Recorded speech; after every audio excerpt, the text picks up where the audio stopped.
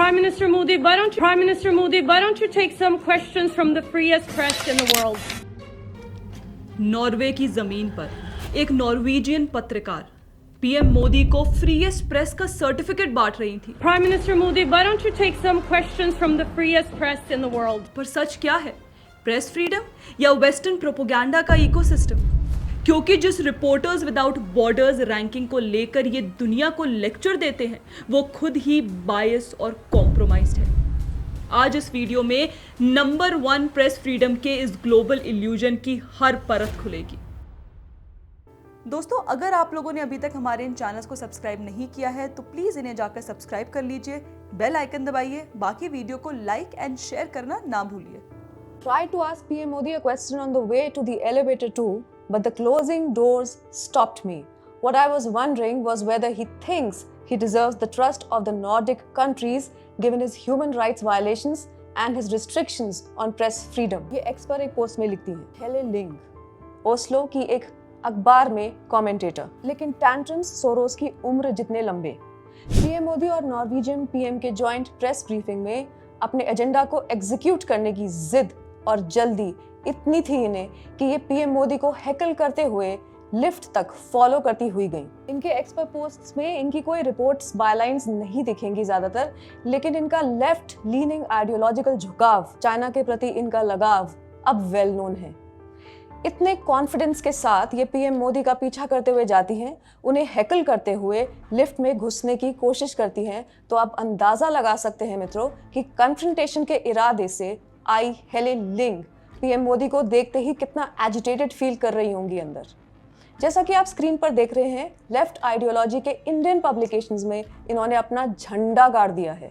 The wire के इस article को पढ़कर आप ये सोचकर थोड़ा कंफ्यूज्ड फील करेंगे कि इंडियन लेफ्ट पब्लिकेशंस इन्हें एक्टिविज्म का आइडिया देते हैं या खुद हेले लिंग को एनकरेज करने वाले इंडियन लेफ्ट पब्लिकेशंस को मोदी को प्रेस कॉन्फ्रेंस ना करने के लिए हैकल करने के आइडियाज देते हैं। व्हाटएवर द केस इज, विचारों का आदान प्रदान लेफ्ट में ऐसे ही स्मूथ रहता है, खास करके जब पीएम मोदी को टारगेट करना हो। इसी को ये लोग प्रेस फ्रीडम कहते हैं। प्रेस फ्रीडम के प्रिंसिपल्स पर आधारित होता है मित्रों। उसे भारत में इमरजेंसी लागू करने वाले और भारत को दबाने की कोशिश करने वाली विदेशी ताकतें नहीं समझ सकती। यहाँ बात उस डेस्परेशन की है जिससे भारत के बाहर बैठा मीडिया वही सेम पैटर्न दोहरा रहा है जो मोदी को हैकल और अटैक करने वाला मीडिया भारत में बैठकर करता है और करता रहा है। और ये सब एक प्रेस फ्रीडम इंडेक्स के नाम पर हो रहा है। यही नहीं, 4 दशकों में पहली बार इंडियन प्राइम मिनिस्टर की विजिट, ऐतिहासिक outcomes, green strategic partnership, Norway का Indo Pacific oceans initiative join करना, मैरिटाइम सिक्योरिटी, नॉर्थ शिपिंग 2027 में इंडिया का participation, leading to blue economy and maritime domain, ship building, port infrastructure, cooperation in use of outer space, India Norway digital development partnership. ये outcomes ही उस trust का evidence हैं जो Nordic countries PM Modi में place करते हैं, और इसका अंदाजा किसी भी जर्नलिस्ट या सीनियर जर्नलिस्ट को, चाहे वो किसी भी आइडियोलॉजी का हो, उसे अच्छी तरह हो गया है। हेले लिंग को होना असंभव है। मित्रों, क्या कोई भी पत्रकार इन सब ऐतिहासिक आउटकम्स को बिल्कुल साइडलाइन करना अफोर्ड भी करेगा इतने सीरियस असाइनमेंट पर? नहीं, बिल्कुल नहीं। ऐसे लोगों को पीएम मोदी को इंटरप्ट करने की हिम्मत किसने दी? जिसने भी दी उसका इरादा साफ है। इनका मोटिव था पीएम मोदी के नॉर्वे ट्रिप और 5 दिवसीय ट्रिप के आउटकम्स से, अचीवमेंट से ध्यान हटवाना, डिस्ट्रैक्ट करना और पीएम मोदी भारत और भारत में राष्ट्रवादी मीडिया की इमेज को डेंट करना। मित्रों, हम सब कितने वर्षों से देख रहे हैं कि अन्य देशों में वहां के लीडर्स और आर्म्ड फोर्सेस से पीएम मोदी को कितना सम्मान मिलता है। जहां जहां पीएम मोदी जाते हैं, रिसर्जेंट इंडिया की छाप छोड़ते हुए गौरव के साथ अपने होस्ट से मिलते हैं, भारतीय मूल के लोगों से मिलते हैं। होस्टिंग डिग्निटरीज उन देशों के पीएम्स, प्रेसिडेंट्स, लीडर्स, ऑपोजिशन उन्हें ऑनरिंग जेस्चर्स एंड टाइटल्स प्रदान करते हैं। इस सबसे गौरव किसका बढ़ता है? भारत का। बस anti resurgent India global and Indian elements को इसी बात से प्रॉब्लम है। हेले लिंग के इस सोचे समझे स्टंट और टैंट्रम का मोटिव पीएम मोदी की इसी इमेज को डेंट करना था। पैटर्न कुछ ऐसा है, मोदी को मिल रहे सम्मान को उनकी इमेज से आइसोलेट करो, प्रेस फ्रीडम के नाम पर एंटी मोदी इंडियन मीडिया की भाषा उधार लो, मोदी को अटैक करो, हैकल करो, एंटी मोदी गवर्नड इंडिया की टूल किट का भरपूर इस्तेमाल करो। देखिए ना, वो खुद ही कह रही हैं कि लिफ्ट के बंद होते दरवाजों ने उन्हें रोक दिया। नहीं तो ये क्या करती, शायद उस लिफ्ट में ही प्रवेश कर जाती। मित्रों, हाल में मैंने इस वीडियो में बात की थी कि कैसे पीएम मोदी इंडियन मीडिया के विक्टिम रहे हैं इतने दशकों से, इतने सालों से। कैसे मीडिया सेक्शंस पीएम मोदी के नाम को यूज करते हैं, उन्हें एक्सप्लॉइट करते हैं। इस बार यही एक्सप्लॉइटेशन नॉर्वे में हुआ है। उसने नॉर्वे तक ट्रैवल किया है। इसके बाद में Ministry of External Affairs secretary West CB George ने एक प्रेस मीट की, जहां से कुछ देर के लिए ग्रेटा थनबर्ग बनी हेले लिंग भाग गई। उसी प्रेस मीट में बाकी पत्रकारों ने सवाल पूछे और उन्हें रिस्पॉन्स भी मिला। हेले लिंग एक फ्लिम्जी बबल है उस कथित प्रेस फ्रीडम का, जो कुछ क्षण के लिए हवा में उड़ता है और अपनी ही टूल किट से बर्स्ट हो जाता है। मित्रों, she clearly does not understand India के डेमोक्रेटिक सिस्टम, डाइवर्सिटी, फ्रीडम के बारे में रत्ती भर भी जानकारी और अंडरस्टैंडिंग नहीं है। People like her rise because of abusive tactics, because abusive tactics are endorsed by anti-Modi, anti-nationalism segments of media in India. Press freedom के नाम पर इन्होंने एक प्रेस फ्रीडम इंडेक्स की भाषा बोलते हुए ये काम किया है। इस भाषा का पैटर्न है, हाल ही में रिपोर्टर्स विदाउट बॉर्डर्स यानी आरएसएफ ने प्रेस फ्रीडम रैंकिंग्स निकाली थी।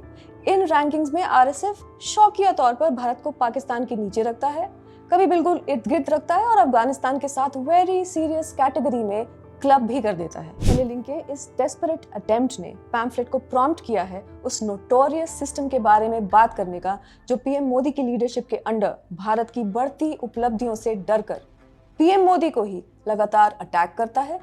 प्रेस फ्रीडम के नाम पर, प्रेस फ्रीडम इंडेक्स के नाम पर। उपलब्धियां ही क्यों, भारत के आगे कितनी तरह के चैलेंजेस थे और भारत उनसे स्ट्रगल कर रहा था बहुत ही साहस के साथ। इस हर चैलेंज के दौरान वेस्टर्न प्रेस की शर्मनाक कवरेज और उनका उसे डिफेंड करना इस कथित प्रेस फ्रीडम को एक्सपोज करता है, बार बार करता है। हाँ, कोविड से आई त्रासदी के समय तो हिंदुओं की जलती अर्थियों के ऊपर गिद्ध बनकर वेस्टर्न मीडिया मंडरा रहा था। कोविड वैक्सीन्स और भारत के हर पॉजिटिव स्टेप के खिलाफ इनके रवैये देखकर इंडियन मीडिया ने भी इनसे काफी इंस्पिरेशन और टूलकिट ट्यूशन भी लिए थे। बिल्कुल याद है, ऑपरेशन सिंदूर के समय की कवरेज के दौरान तो वेस्टर्न प्रेस से अपना द्वेष छिपाए नहीं छिप रहा था और ऑपरेशन सिंदूर में इनके लिए कभी तो मोदी विलन थे, कभी इंडियन डिफेंस फोर्सेस विलन थे, तो कभी हिंदुत्व को भी विलन पेंट कर दिया गया था। मोहब्बत किससे? पाकिस्तान से। विलन कौन? Indian security forces. इनोसेंट कौन? अर्बन नक्सल। और ये तो दशकों से चल रहा है।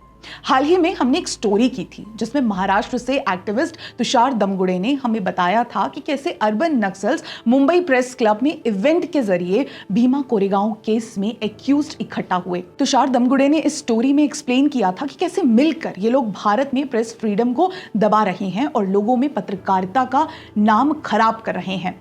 यही नहीं, वो जाने माने नक्सलियों के एजेंडा को स्टेज भी देते हैं। इससे भारत की सॉवरेनिटी पर क्या असर पड़ता है, इसका अंदाजा आप इसी बात से लगा सकते हैं कि इस इवेंट के चलते प्रेस क्लब के 3 मेंबर्स के सस्पेंशन के बाद एनआईए मुंबई प्रेस क्लब पहुंची और इस इवेंट से रिलेटेड डॉक्यूमेंट्स मांगे। जांच जारी है और अगले साल की आरएसएफ रैंकिंग में अगर मुंबई प्रेस क्लब से रिलेटेड ये बात उठाई जाएगी तो पैम्फलेट को कोई हैरानी नहीं होगी। दोस्तों, कितनी अजीब बात है ना कि जब भारत से बाहर बैठे ऑर्गेनाइजेशंस प्रेस फ्रीडम पर भारत की फैक्ट फाइल बड़े ही जोश के साथ दुनिया के आगे रखते हैं तो वो ये सब बातें नहीं बताते।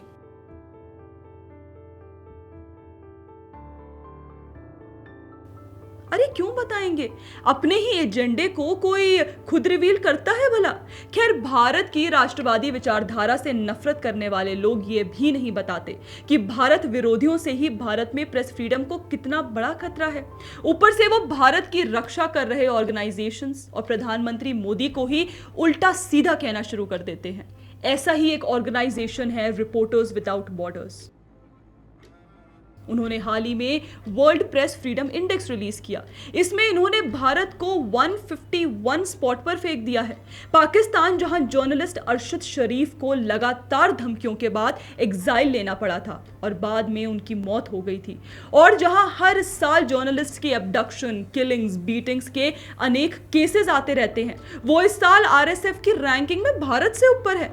दोस्तों, ये रैंकिंग्स ओवरली बायस्ड और ओवरली नेगेटिव है और टूलकिट वाले इकोसिस्टम के ब्रॉड परसेप्शन पर बेस्ड है।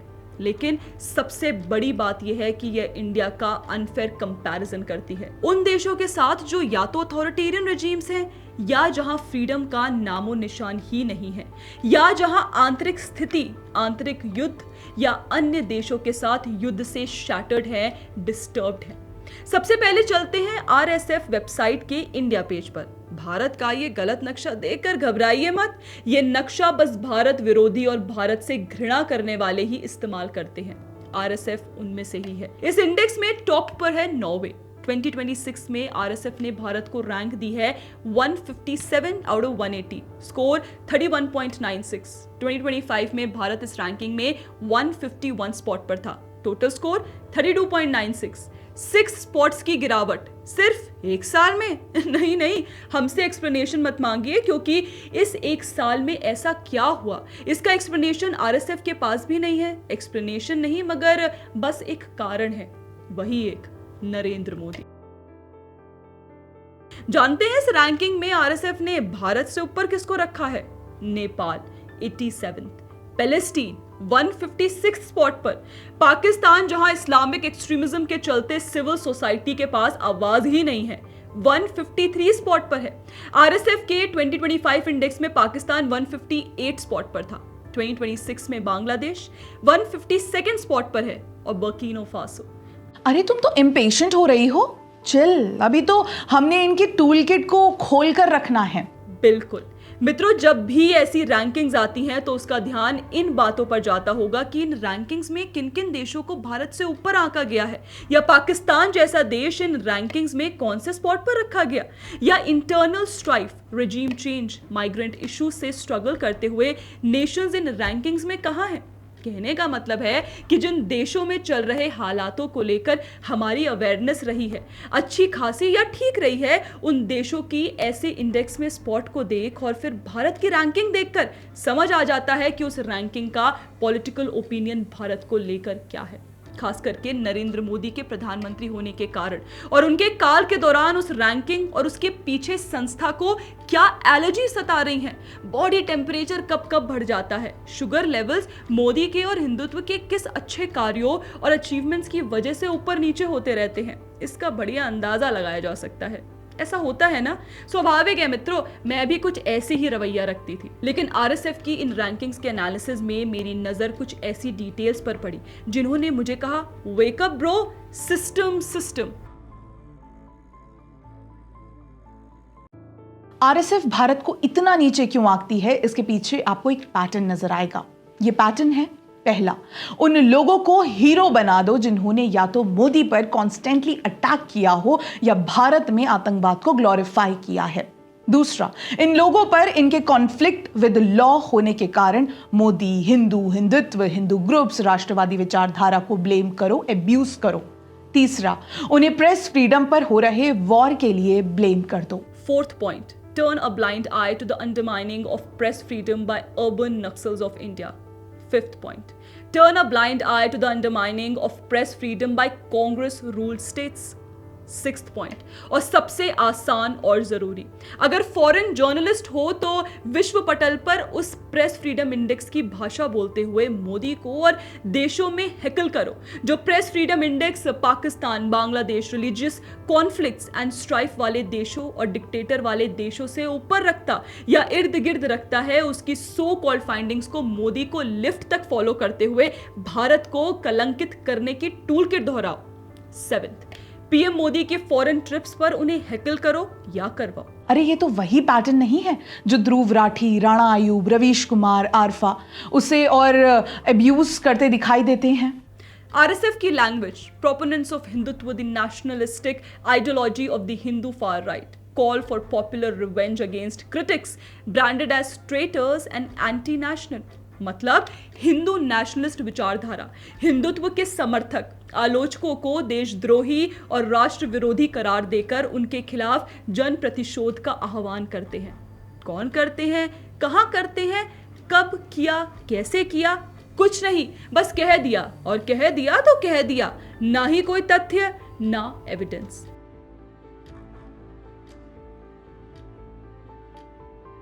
आरएसएफ हिंदू विरोधी कैसे है और क्यों है, इसका अंदाजा आप बड़ी आसानी से इस बात से लगा सकते हैं कि भारत में प्रेस फ्रीडम पर इनके इंडेक्स में इन्हें जितने भी दोष और ऐब दिखते हैं, उसका ठिकरा इन्होंने हिंदुत्व पर और हिंदू राइट पर फोड़ा है। उन्हें हिंदू और हिंदुत्व से ही नहीं, इन्हें भारत में उफान मार रही नेशनलिस्ट आइडियोलॉजी से भी तकलीफ है। क्या आप जानते हैं इनके लिए असली प्रेस फ्रीडम क्या होगी? तो सुनिए, इनके लिए असली प्रेस फ्रीडम होगी हिंदू विरोधी और भारत विरोधी ताकतों का उन लोगों के जरिए भारत के खिलाफ नैरेटिव पर कंट्रोल पा लेना जो प्रधानमंत्री मोदी और मोदी काल में राष्ट्रवादी विचारधारा के विरोधी रहे हैं। ये उन लोगों से अच्छी खासी सिंपैथी रखते हैं जिनका मोदी विरोधी होना ही उनके जीवन की एक अकेली खूबी है और जिनके एजेंडा ड्रिवन जर्नलिज्म के बावजूद उन्हें पत्रकार होने का सर्टिफिकेट आरएसएफ जैसे एक नहीं सैकड़ों संगठन छापते रहते हैं, बांटते रहते हैं। विश्वास नहीं होता? आप राणा अयूब को ही देख लीजिए, जिन्होंने नॉर्वेजियन पत्रकार के सपोर्ट में ट्वीट करते हुए अपने ही पीएम और देश की डेमोक्रेसी पर सवाल उठाए। वैसे उन्हें एमईए सेक्रेटरी सिबी जॉर्ज के प्रेस मीट में प्रेजेंट होना चाहिए था ताकि उन्हें डेमोक्रेसी का सही मतलब क्या है उस पर थोड़ा ज्ञान मिल जाता। पर एनीवेज दोस्तों, याद कीजिए जब आरएसएफ ने एक्टिविस्ट राणा अयूब के खिलाफ भारत में टेरिफाइंग कोऑर्डिनेटेड कैंपेन्स को मेंशन किया था। इसको एक्सपैंड करते हुए आरएसएफ कहता है, Reporters Without Borders condemns an Indian government agency's decision to freeze the bank accounts of Rana Ayyub, an outspoken journalist who was being subjected to waves of judicial, digital, and physical harassment in the past. The decision to freeze her assets is completely arbitrary and must be rescinded at once, RSF says. दोस्तों, इतनी अच्छी white washing तो राणा अयूब खुद भी नहीं करती। ये पूरा मामला देखिए वॉशिंगटन पोस्ट में कॉलमनिस्ट राणा अयूब का 2020 और 2021 के बीच का है। इन पर मनी लॉन्ड्रिंग के आरोप थे। इन्होंने 3 चंदा अभियान चलाए थे। इन चंदों से कुल 2.69 करोड़ की राशि जुटाई गई थी।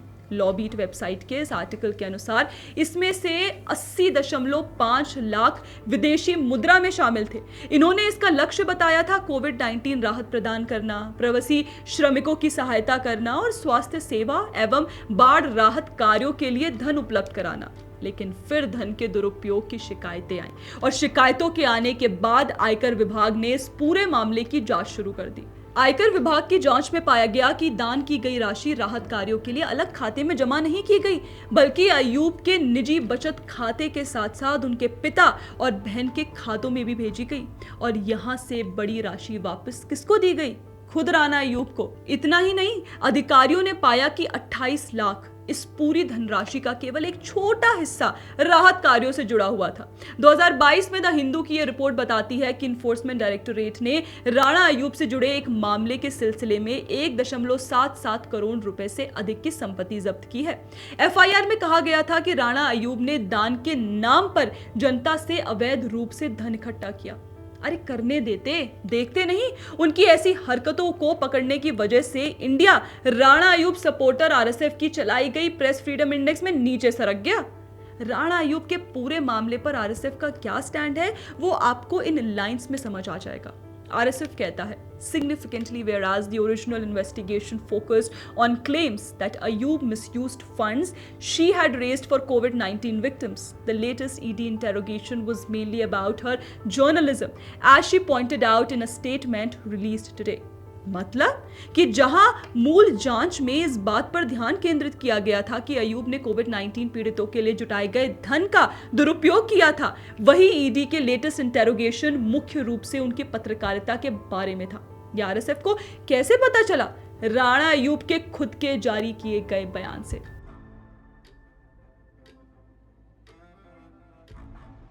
और जानना चाहेंगे कि आरएसएफ ने अपने स्टैंड का रिडक्शन कहां से किया? नहीं, इस बार राणा अयूब से नहीं, बल्कि उनके खुद के Asia Pacific desk head Daniel बास्टर्ड से।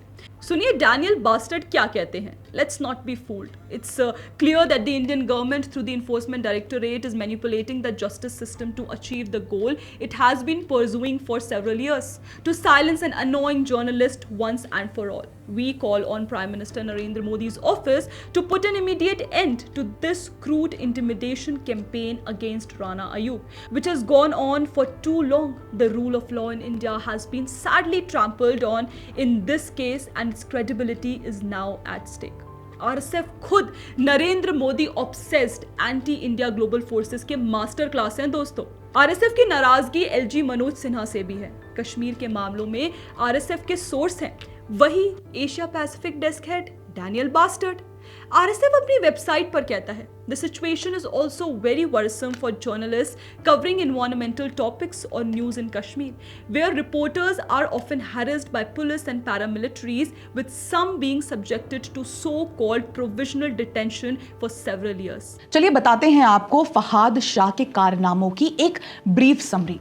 सोर्सेस के मुताबिक इन पर 3 केसेस हैं. टेररिज्म को ग्लोरीफाई करने के, फेक न्यूज स्प्रेड करने के और जनरल पब्लिक को इंसाइट करने के, जिनसे law and order problems create होती हैं. इनकी क्राइम हिस्ट्री में शामिल है एक एफआईआर जो भारत की सिक्योरिटी फोर्सेस को डिमीन करने, र्यूमर मॉन्गरिंग की फैनिंग, अलार्म कॉज करने के अटेम्प्ट से और जनरल पब्लिक को ऐसी एक्टिविटी में इंडल्ज करने के लिए इंक्लूड किया जाए जिससे पीस और ट्रैंक्विलिटी ब्रीच हो. सोशल मीडिया पर लगातार एंटी नेशनल प्रोटेस्ट और वीडियोस अपलोड करना जो रीजन में शांति और सौहार्द के लिए हानिकारक है.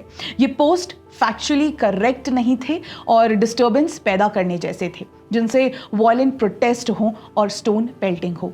फहाद शाह न्यूज़पेपर कश्मीर वल्ला के फाउंडर और एडिटर रहे हैं. जनवरी 2021 में मीडिया आउटलेट कश्मीरियत और कश्मीर वल्ला ने एक आर्टिकल पब्लिश किया जिसमें लिखा था कि आर्मी ने सिराज उल उलूम की अथॉरिटीज को रिपब्लिक डे मनाने के लिए फोर्स किया. सिराज उल उलूम के चेयरमैन ने आर्मी के खिलाफ ये एलिगेशंस रिफ्यूज कर दिए.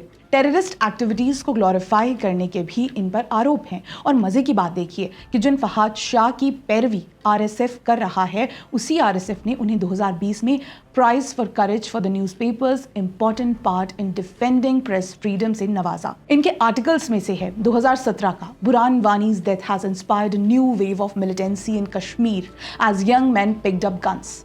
2016 से Guru hanging, is India's collective conscience satisfied. 2016 से ही Burhan Wani's killing could fuel a new age militancy in Kashmir. Kashmir को लेकर आरएसएफ की गहरी दिलचस्पी श्रीनगर में स्थित कश्मीर प्रेस क्लब को लेकर भी है. दरअसल खबरों के अनुसार कश्मीरी प्रेस क्लब को 2022 में अनप्लेजेंट डेवलपमेंट्स को देखते हुए बंद कर दिया गया था. खबरों के मुताबिक उमर अब्दुल्ला ने इसे स्टेट स्पॉन्सर्ड कू का नाम दिया था. देखना चाहेंगे कि आरएसएफ कश्मीरी प्रेस क्लब के बंद किए जाने को कैसे देखता है. Invaded by agents of the New Delhi run local government and paramilitaries. नई दिल्ली द्वारा संचालित स्थानीय सरकार और अर्धसैनिक बलों के एजेंटों द्वारा आक्रमण किया गया. ऐसी भाषा देखकर हमें बिल्कुल हैरानी नहीं होती क्योंकि आरएसएफ को आर्टिकल 370 के एबॉलिश होने से भी अच्छी खासी तकलीफ रही है. मोदी विरोधी कहेंगे कि वर्ल्ड प्रेस फ्रीडम इंडेक्स के जरिए रिपोर्टर्स विदाउट बॉर्डर्स कोई स्पेसिफिक आइडियोलॉजिकल आर्गुमेंट नहीं बना रहा है बल्कि बस भारत में जर्नलिज्म के लिए ओवरऑल एनवायरनमेंट पर टिप्पणी कर रहा है. रिपोर्टर्स विदाउट बॉर्डर्स को सीरियसली लेने वालों ने शायद आंखों पर काला चश्मा चढ़ा रखा होगा, लेकिन हम इतने बेवकूफ नहीं हैं. इस इंडेक्स में इंडिया की रैंक को लेकर इन्होंने जो एक्सप्लेनेशन एक्सपैंड किया है उसमें स्पेसिफिक लीडर्स जैसे पीएम नरेंद्र मोदी और जम्मू कश्मीर एलजी मनोज सिन्हा का मेंशन है. Specific political group like the Hindu nationalist right का मेंशन है. भारत में उजागर नेशनलिस्ट विचारधारा का मेंशन है. और रैंकिंग में इंडिया में जर्नलिज्म को लेकर जो भी इल्स इन्हें दिखाई दे रहे हैं उन सब में इन्होंने प्रधानमंत्री नरेंद्र मोदी का नाम जोड़ा ही नहीं है. दोस्तों घसीटा भी है. हम ये बिल्कुल नहीं कह रहे हैं कि safety of journalist, independence of media, legal pressures and censorship press freedom और जर्नलिस्ट की सेफ्टी में मायने नहीं रखते. बिल्कुल रखते हैं. लेकिन जब रिपोर्ट ये इम्प्लाई करती है कि violence against journalist, highly concentrated media ownership और outlets with overt political alignment Narendra Modi के पावर होने की वजह से है तो इनका मंसूबा साफ दिखाई दे जाता है. Anti Modi, anti Hindu, anti Hindutva, anti nationalism, anti राष्ट्रवादी विचारधारा पत्रकारिता के लिए नटोरियसली नोन और प्रिडिक्टेबल ही नहीं हो जाती, बल्कि अपने एजेंडा के लिए रंगे हाथों पकड़ी भी जाती है। अब देखिए ना, टेररिज्म को ग्लोरीफाई करने वाले कश्मीरी जर्नलिस्ट के बचाव में कैसे कूद जाते हैं आरएसएफ और उसका इकोसिस्टम।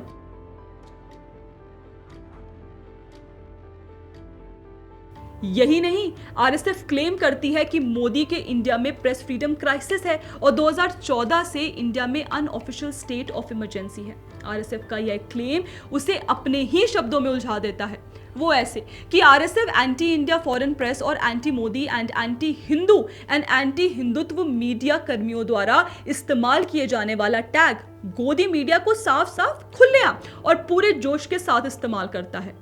आप सब ये बात अच्छी तरह जानते हैं कि गोदी मीडिया टैग देने वाले लोग असल में हैं कौन। अगर इंडिया में अनऑफिशियल स्टेट ऑफ इमरजेंसी है तो यह औरों के ऊपर गोदी मीडिया शब्द थोपने वाले लोग कहां से आए? इन्हें इतनी अभिव्यक्ति की आजादी कहां से मिली कि ये राष्ट्रवादी पत्रकारों को गोदी मीडिया नाम दे दें? अरे इससे तो यह पता चलता है कि उल्टा आरएसएफ ही इन लोगों से मिलकर राष्ट्रवादी पत्रकारों को गोदी मीडिया कहकर उन्हें दबाना चाहती है। एक सवाल, कहीं इंडिया के राष्ट्रवादी विचारधारा वाले पत्रकारों को गोदी मीडिया कह देना आरएसएफ का ही तो आइडिया नहीं था? पैटर्न देखिए, पहले राष्ट्रवादी पत्रकारों को उनके कार्य के लिए गोदी मीडिया टैग थोप दो, फिर कह दो कि ये तो क्रिटिकल पत्रकारिता करते ही नहीं, फिर एलिगेशन लगा दो कि इनके होने से जर्नलिज्म में प्लूरलिज्म खत्म हो रहा है और सरकार की तरफ अलाइनमेंट आ रहा है, और फिर खुद के द्वारा कॉइन किए गए गोदी मीडिया टैग को इंडिया में कथित बिगड़ी प्रेस फ्रीडम का खतरा बता दो। ये कैसे होता है हिमांशी, समझाओगी? अरे श्रेया, बहुत सिंपल है। पहले तुम मुझे गोदी मीडिया बोलो और एक कारण दो। हिमांशी, तुम गोदी मीडिया हो क्योंकि तुम मोदी और अमित शाह को गाली नहीं देती, राष्ट्रवादी विचारधारा से आती हो, उन सभी बातों को पैम्फलेट में वीडियोस के जरिए दिखाती हो जो देश के हित में है। अरे बस यही गोदी मीडिया टैग कौन लाया? ध्रुव राठी के फॉलोअर्स, रवीश के फैंस, आरफा के फैंस, उनका इकोसिस्टम। अब मान लो कि तुम आरएसएफ हो, वर्ल्ड प्रेस फ्रीडम इंडेक्स कौन बैठकर छाप रहा है? रैंकिंग कौन दे रहा है? आरएसएफ गोदी मीडिया टैग को अपने फैक्ट फाइल औपचारिक तौर से इस्तेमाल कर लेता है, राइट? हाँ, और उन्होंने गोदी मीडिया टैग पर अपना स्टैंप जैसा ही लगा दिया, स्वीकृति का स्टैंप। करेक्ट। अब इस प्रोसेस का लास्ट स्टेप क्या है? ओह, समझ गई। मैं तुम्हें गोदी मीडिया कहती हूँ क्योंकि मुझे तुम्हारी आवाज दबानी है और मैं तुम्हें ही प्रेस फ्रीडम बिगड़ने का कॉज बता देती हूँ, मतलब विक्टिम ब्लेमिंग। On point. सरकार की नीतियों को परखना पत्रकारों का काम होता है, पर यह इनसे किसने कह दिया कि मोदी के इंडिया में पत्रकार हर बात का विरोध करेंगे?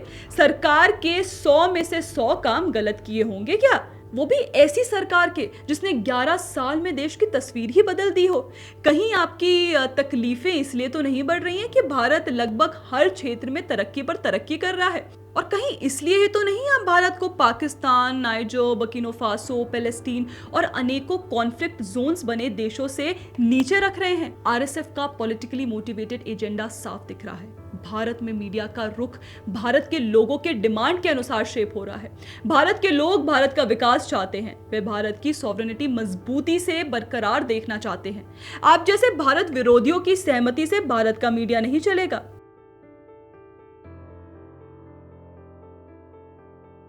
दूसरा, अगर मोदी के इंडिया में प्रेस फ्रीडम क्राइसिस में है तो इंडिया में सैकड़ों टीवी चैनल्स और हजारों अखबार और पब्लिकेशंस कैसे पनप रहे हैं?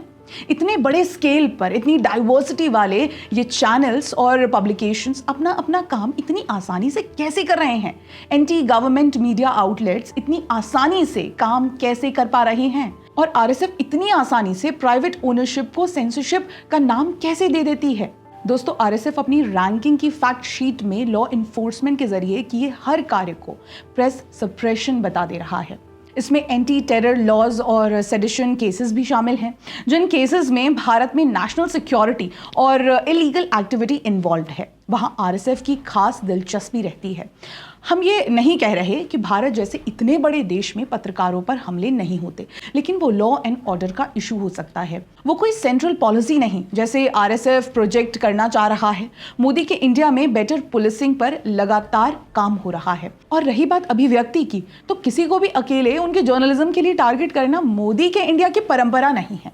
ये काम तो कांग्रेस और कम्युनिस्ट पार्टियों या उनकी विचारधारा रखने वाली पार्टियों का रहा है। आरएसएफ का टूल किट साफ है। जिन चीजों को भारत सरकार टूल्स ऑफ गवर्नेंस मानती है, उन्हें टूल्स ऑफ कंट्रोल बता दो।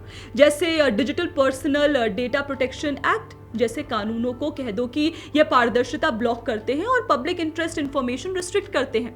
सर्वे और एक्सपर्ट ओपिनियन की आड़ में अपना सब्जेक्टिव परसेप्शन भारत के लीगल फ्रेमवर्क और उसके चौथे स्तंभ पर चिपका दो। फैक्ट्स को तोड़ मरोड़ कर अपने हीरो भारत में चुन लो और उन्हें भारत के खिलाफ इन रैंकिंग्स के थ्रू वेपनाइज कर दो। अपनी रैंकिंग्स पर टिप्पणी में आरएसएफ पॉलिटिकल कॉन्टेक्स्ट की ओर इशारा करते हुए हिंदू नेशनलिस्ट राइट को मीडिया को इन्फ्लुएंस करने का एलिगेशन लगा देते हैं। रूलिंग पार्टी यानी बीजेपी पर मनगढ़ंत आरोप लगा देते हैं। उनकी टिप्पणी पढ़कर एक बात तो ऐसा लगता है कि जैसे मानो राहुल गांधी खुद ही बोल रहे हो। वही अंबानी अडानी वाला रोना धोना। डेमोक्रेसी खतरे में है वाला टूल किट तो आपको याद ही होगा। बस उसकी जगह प्रेस प्लूरिज्म खतरे में है। प्रधानमंत्री प्रेस कॉन्फ्रेंस नहीं करते। गोदी मीडिया, मोदी उन पत्रकारों को लेकर बहुत क्रिटिकल है जो एलिजियंस नहीं शो करते। अरे आरएसएफ, क्या आपको किसी ने बताया नहीं कि मोदी विरोध करते करते कितने पत्रकारों ने कितनी तरक्की कर ली है?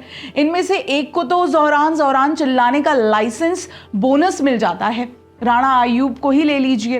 अरे आरएसएफ मोदी और बीजेपी के पावर में होने की वजह से ही तो इन्हें इतनी फ्रीडम है और इनकी इतनी तरक्की है। मोदी के खिलाफ confrontation, heckling, attack, interruption, tantrums, desperation, इसे ही आरएसएफ प्रेस फ्रीडम आती है। इसे अपोज करेंगे तो आप प्रेस फ्रीडम अंडरमाइन कर रहे हैं। इसे इंडोर्स नहीं करेंगे तो आप पत्रकार ही नहीं है। ये है वेस्टर्न मीडिया और प्रेस फ्रीडम इंडेक्स छापने वालों के लिए आज़ादी का कन्वीनियंट वर्जन। इंडियन प्रेस की प्लूरैलिटी, डाइवर्सिटी यानी विविधता, या भारत के राष्ट्रवादी प्रेस फ्रीडम प्रिंसिपल्स का इन्हें कोई अंदाजा ही नहीं है। इन्हें ना इंडियन नेशनलिस्ट पीएम पसंद है और ना ही इंडियन नेशनलिज्म एक्सेप्टेबल है। और राष्ट्रवादी पत्रकार तो सब गोदी मीडिया है। उनकी वजह से ही तो मोदी का भारत, हिंदुत्व का भारत, आरएसएफ के प्रेस फ्रीडम इंडेक्स में 157वें स्थान पर है।